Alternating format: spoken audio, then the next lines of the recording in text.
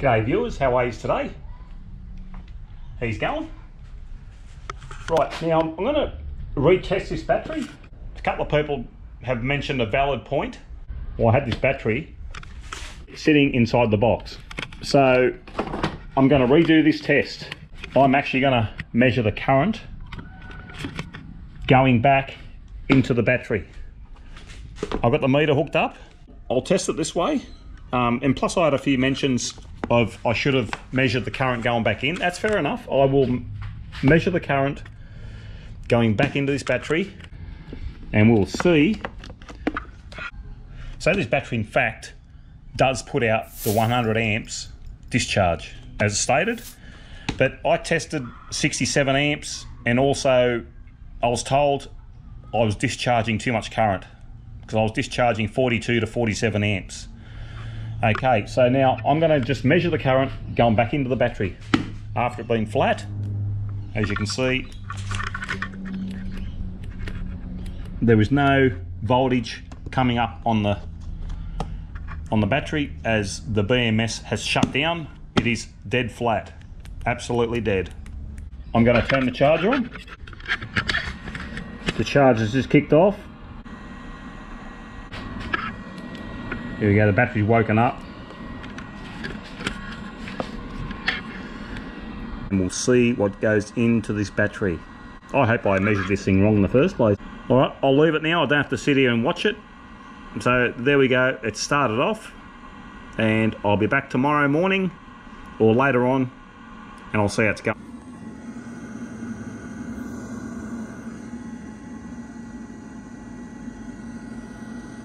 We'll see what goes into it. A long way to go yet. Okay. 22 amp hours so far. 60 amp hours so far. Let's see how much more goes into it. We're up to 64 amp hours.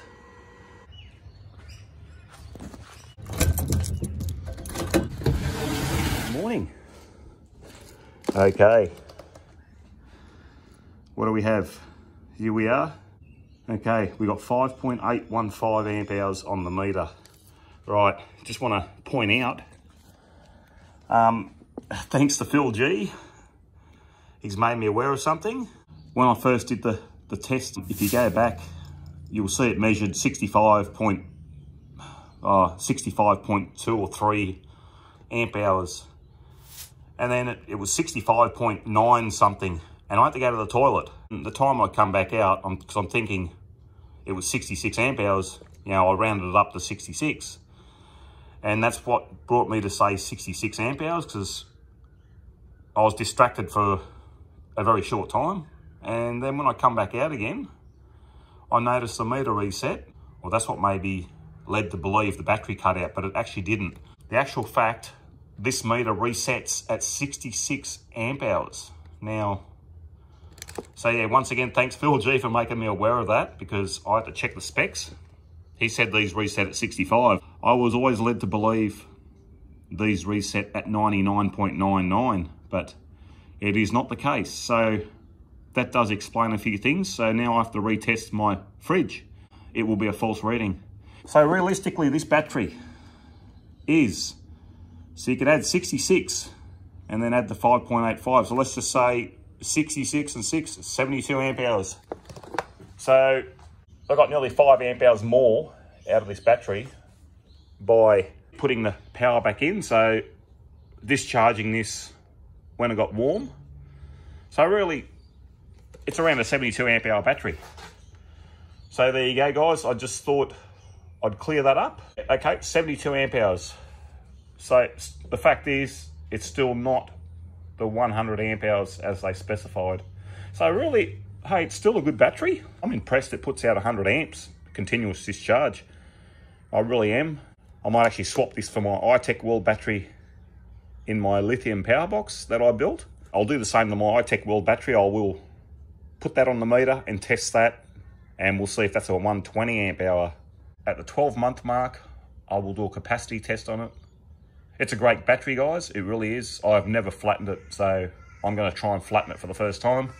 So this being a 70 amp hour lithium battery, if you can get this for less than 400 bucks, it's not too bad. for a 100 amp discharge, as a Renogy is $500 for a 50 amp hour. Now there's this meter. I'll just show you the specs. This is my power meter. There we are there. Measures 0 to 65 amp hours. So it resets at 65.999. So really 66 amp hours, but anyway, but there it is there. That certainly does explain a few things to me. Because here I was thinking the meter was reset at 100 amp hours, I'm thinking, and here I am thinking, geez, that's used a lot of power. So yeah, that's answered a few questions. Certainly has. Okay. And there's the charger. Shows the battery's full. But anyway, that's something I'm going to be aware of in future, that's for sure. Okay guys, hopefully this has helped you out again with this battery. Been 100 amp hour cheapie from eBay, so really it's a 72 amp hour battery. But anyway, so yeah, I thought I'd do this just to clarify a few things and a few valid points people pointed out. Only thing now, this has been a good battery. So now the question is, you know, how long is it going to last for? It's got a 12-month warranty. I will do another video on this saying 6 months, just to let you know how it's going. All right, thanks for watching. I've got to go to work now. Bye. See ya.